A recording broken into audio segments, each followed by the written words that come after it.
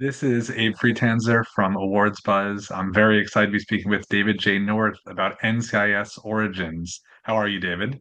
I'm great. Thank you, Abe. How are you? Good. It's hard to believe that this NCIS world is still around. It was actually the first show I ever watched live when I was in high school, the first premiere, Navy NCIS in 2003. I was looking at it wasn't TV Guide, it was whatever like TV listings thing I got. And I had a chance to sit down and for the first few seasons was a very, very loyal watcher. And so it's hard to imagine that it's now, 20 something years later, and this continues to be such a popular entity in pop culture. Yeah, it's really been an amazing run, amazing ride. I was there for the Navy NCIS years. I was right out of college. I was like a kid, had no idea what I was doing, and watching Don Belisario, the creator of the original and the franchise, kind of try to figure it out was a great learning experience for sure. Trial by fire, let's just say that. I feel like that was also like the height of the procedural, that was when a lot of shows were really on. And I feel like I've gotten a little bit away from that now with a lot of more sort of continuous scripted things where the expectation is you're going to be watching every single week. How do you feel that the procedural has evolved and necessarily the NCIS franchise with it? Well, the NCIS franchise overall has been much more episodic, meaning, week in and week out, there's a case and there may be a little bit of a serialized arc that carries through, which works wonderfully, and people love that. I love that. Over I think the 20 some years that NCIS has been on, TV's changed a little bit. It's think about the shows that the crime shows alone that have come on during that time, going back to even the original True Detective. Um, when Gina and I got involved in this, my co-creator and co-showrunner, we wanted to keep that same NCIS flavor that people love, the humor, what goes on with the strong cases, but at the same time, we wanted to try to do something a little different, which was really focus more and more on the characters, which has turned what we're doing into certainly something that's more serialized than what you've seen in any of the NCISs before. Terms of the humor you're mentioning, I do appreciate, a nod to the time and certain things, technologically that aren't as possible. And it's funny to think that this is only, 30 something years ago. This isn't actually the distant past, but it still feels distinctly like a period piece. Yeah, 1991 is getting further and further away for sure. And yeah, I mean it's definitely a period piece. I can tell you, having written so many of, NCIS and the original NCIS, and how we, are lean into technology, and Abby's lab or Casey's lab now, it's you're running DNA and boom, it pops up on the screen.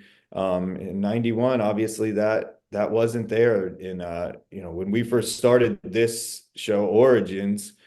We called our Leon Carroll our technical advisor, and I said, so there's no APHIS fingerprint database that I always use on NCIS. And I said, so where do they run, how long does it take for fingerprints? And he said, oh, just about 6 months. And I said, are you kidding me? And so it was a whole different world in 91. It's been fun learning that. And it's also been fun writing it because Gina and I have always really focused on character. That's where been our strength and what we've thought was best about NCIS. And without any of those kind of the technology, the cell phones, the DNA, it forces you to solve these cases through the characters, their personalities.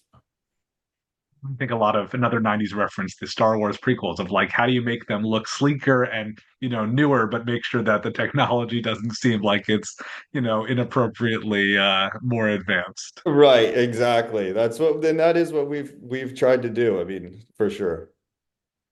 Do you feel like the general audience for this show is also one that is very, attuned to those kinds of things, that they want to watch something that they feel, from their own television digestion is realistic to the time period? I to think what so. Tom. I think so for sure. I mean, I have some people, of course, that are saying, let's, oh, you could do this in 91 or not. But yeah, I think we've definitely tried to keep it as grounded as possible, as real as possible the entire time. If you could do it in 91, we tend to use it in the show, and if you couldn't, it's just not there. I know that this is intended to be something that people can just start watching without having seen any of the original and knowing the adult Gibbs, but obviously we have Mark Harmon there as a narrator. What is your involvement like with him, and how much does he sort of play into the creation of this show? He's there for us when we need him. Mark is one of my closest friends in the world. I have an immense amount of respect for, obviously, for what he built at NCIS, but his entire career and just who he is as a human being. I'm in contact with him, Gina and I both, every day.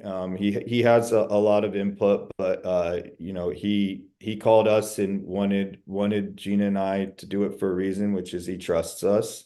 Sometimes we even change his narration, his VO at the very last minute, and he just rolls with it. He says whatever you guys want. Like for instance, on the episode on Monday, at the last minute, I mean, really the last minute, Gina changed his VO to where he's telling a story about a little mouse running out in the woods, and he's just like, all right, let's do it, and it worked really well. People enjoyed it. How much do you want Austin's performance to be not necessarily an imitation, but to look a lot like him, or do you want this to be a character you can't quite recognize as the same person? I think he's doing it perfect. And I'm not just saying that. I'm always pretty blunt. I think he's doing it perfect. He doesn't do an imitation, but I think he finds the essence of Mark. We just did a Screen Actors Guild panel on Monday, and Austin was speaking about it, how he just binged watched so much NCIS, and really what he was watching was for the little head movements, the things Mark would do. And I think he's gotten really, really great at that. It's an interesting thing with Mark as he plays Gibbs, and now Austin's doing it too. So much of it's not in the speaking; it's what he's doing. Sort of in between the cracks. Emily Wickersham, who played Special Agent Bishop for so long on NCIS, always said to me, she'd walk off set and then come and look at me and say, "He does so much with a look." And I think that's what Austin's has tried to mimic as well, and he's doing a wonderful job. He's created, of course, this entire additional universe of people who, we don't know from, the original show. What are some of your favorite story arcs and characters that you've been able to really dive into in this season? I really have enjoyed the Kowalski character. He's been, amazing. In this episode on Monday was really to dive in. And I think we were kind of, Gina and I spread our wings and say, well, can we just kind of grab one of these other amazing characters and build a whole episode around them? And so I was really excited that I felt it worked, because it really gives us a huge runway. And Mary Jo, everyone loves Mary Jo. I love writing her. I love Tyler, the actor who plays Mary Jo. I mean, it's just been an absolute joy. And of course, Randy, Caleb Foote, he's become, as he reminds everyone all the time, a fan favorite. He loves to say that. And but he really is, and he's a phenomenal actor. And the arc that we did with him, that culminated in episode 8, which was essentially that he was carrying a weight of asking off a protection detail where Gibbs' family was killed, was I just think it really showed, Caleb showed how strong of an actor he is. I mean, it was an amazing performance. There's also that underlying drama and just the trauma that Gibbs has been through. And, we still has to be a show that's enjoyable and people want to watch. How do you balance that very serious part of it with the lighter fare? A lot of discussions with Gina. That, I mean, that's the honest thing, is we're always kind of, it's that push and pull, because we enjoy watching that so much, the emotion, and we want to keep it real of what really we feel that character, how he would be trying to work through that trauma. But at the same time, we don't want to to be a glum lot, and so we try to find the humor in there. And so far, I think we found the right balance. It is definitely, it's not easy. But so we just try to really continue to talk, and when we're in editing, make sure that we have to get every episode to 43 minutes on broadcast. So we're making sure when we're doing those cuts that we're not leaving the humor on the cutting room floor.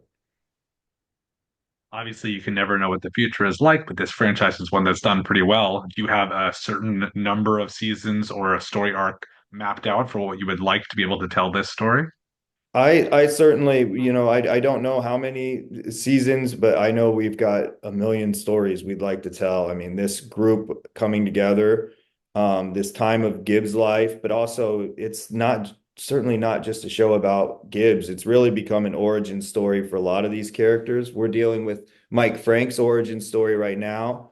I'm very, very excited about the episode coming up this Monday, episode 13, where we're going to see Mike Franks where he was at in 1982. And let's just say he was about the complete opposite of a federal agent. So he's a bit of a lawbreaker, and I don't want to give too much away, but it's pretty exciting.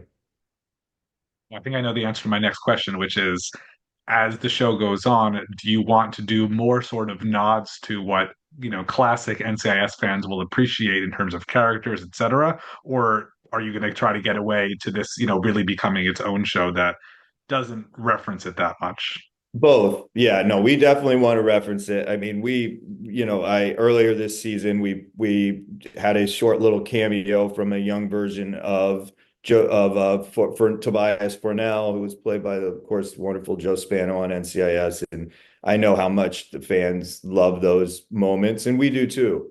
So we're really doing our own thing and trying to tell the strongest stories that we can in this kind of new procedural format that Gina and I are trying to figure out as we go. But yes, we always want to do those nods because at the end of the day, Gina and I spent years and years watching the original NCIS, and I mean we love it just like everyone else. So those moments are great for us too. As you said that you spent so much of your career working on, this show and the franchise in general. What else do you enjoy watching? What kind of TV do you consume? We talked about True Detective earlier. I think that's one of the best. The season one of True Detective is one of the best shows ever made. Sopranos, Deadwood. As far as CBS, my friend Joe Wilson makes The Equalizer. I always love checking out what Joe's doing over there, and those guys, big fans of their work. But yeah, I try to watch a little bit of everything. White Lotus, I think Mike White is an absolute, as a writer, I just think I find him to be an absolute genius. I appreciate the fact that, those are almost all, premium cable shows and you're working on this that network procedural. So I like the idea that like that's what's influencing you. That's what you're taking in and you're putting this out, a new spin on a You caught classic that, but format I that threw was Equalizer in there, Abe. I got Equalizer in there. still Yeah. cable, but yes, no, that's true. Yeah. That's true. And on our network, Tracker and Matlock, the big hits, those are, I mean, yeah, those are all great shows. I really do watch it. I watch everything. I really do. Awesome. Well, thank you so much, David. It was a pleasure to meet you, and I wish you plenty of luck in the future. It's my pleasure, Abe. Thank you so much.